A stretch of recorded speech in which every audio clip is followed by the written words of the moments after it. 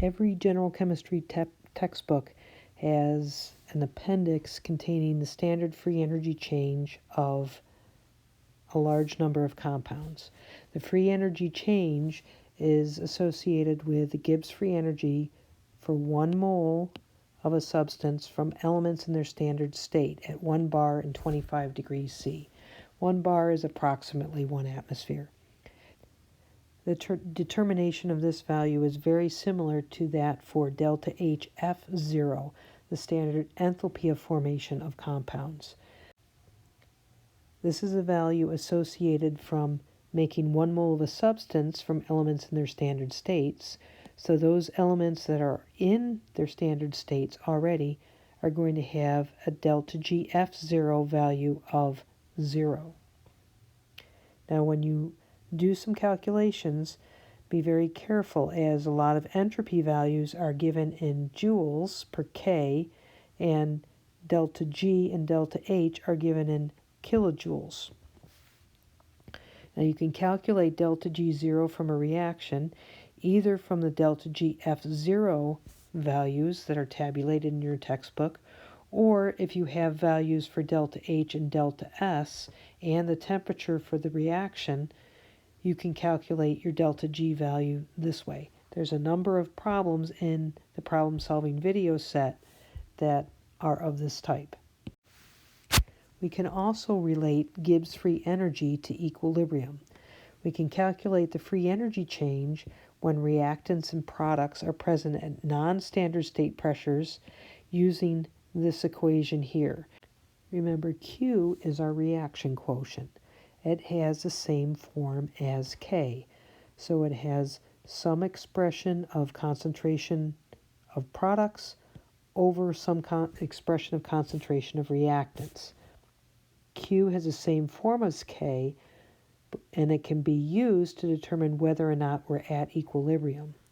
If Q is equal to K, we know that we are at equilibrium, and therefore delta G is going to be equal to 0.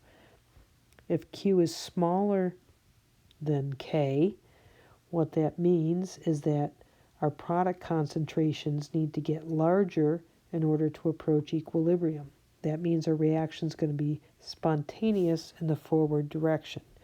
If Q is greater than K, that means our product concentrations are higher than they would be at equilibrium, so the reaction needs to proceed in the reverse direction to reach equilibrium, or therefore this forward reaction is non-spontaneous.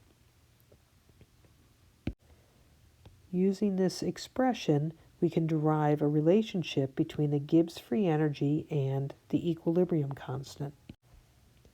Delta G0 refers to the standard Gibbs free energy change of the reaction.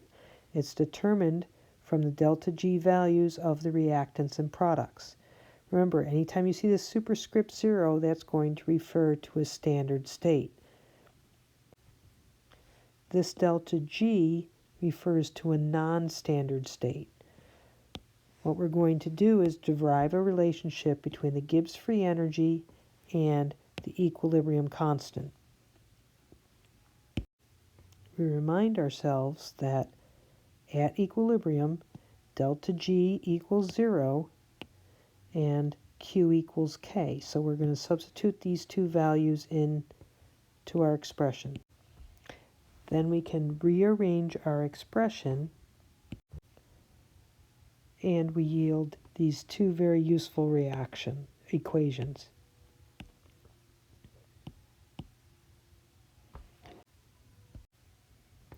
And this relationship holds between delta G and K of all the different types of equilibrium constants we've discussed in this course. We can relate the standard free energy change of reaction to the extent of the reaction, meaning having a value of K. Okay, this bullet point here refers to the fact we can use delta G in a way very similar to that which we used delta H when we applied Hess's law. If we have a reaction that can be generated by summing two individual reactions, we can add the individual values of delta G to get the delta G of the net reaction.